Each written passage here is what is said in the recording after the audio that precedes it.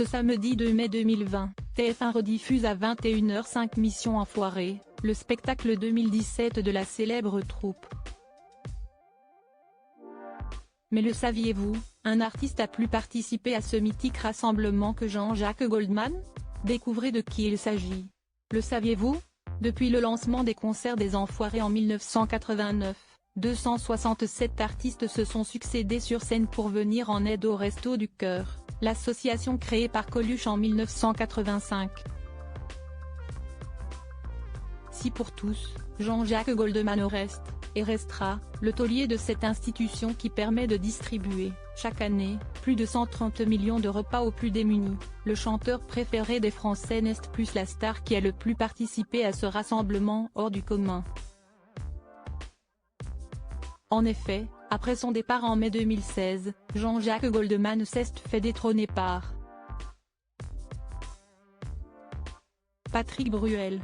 Depuis 1989, l'interprète de Place des Grands Hommes a ainsi participé à 29 reprises aux Enfoirés.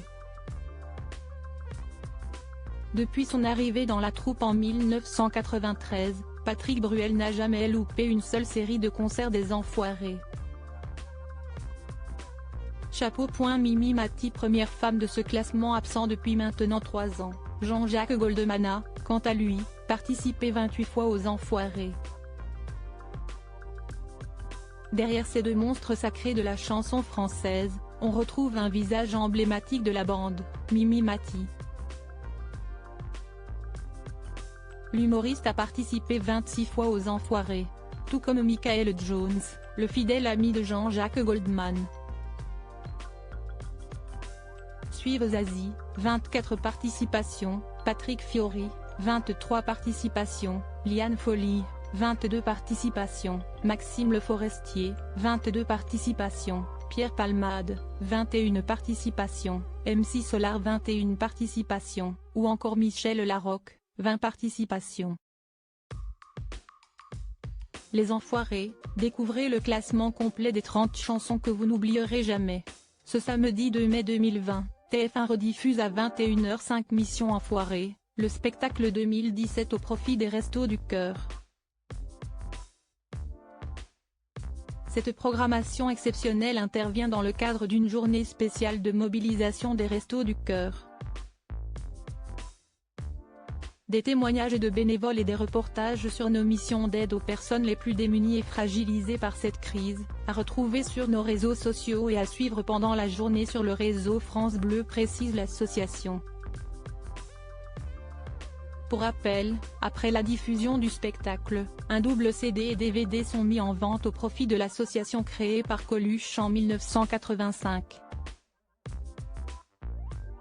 Chaque vente permet aux Restos du Cœur de distribuer 17 repas pour les plus démunis.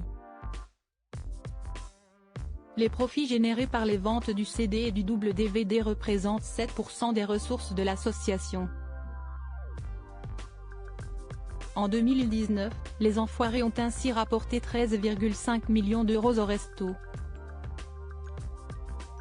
Les Enfoirés, pourquoi TF1 ne rediffusera-t-elle que le concert 2017?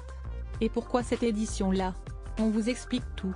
Viewsis poste ton Instagram, calendrier, samedi 2 mai, journée spéciale Restos du Cœur, une journée de soutien au Restos du Cœur, @enfoiresofficiel, partenaire, vous, soyons toutes et tous au rendez-vous pour faire face à la crise sociale, Silhouette qui parle, des témoignages de bénévoles et des reportages sur nos missions d'aide aux personnes les plus démunies et fragilisées par cette crise, à retrouver sur nos réseaux sociaux et à suivre pendant la journée sur le réseau @FranceBleu.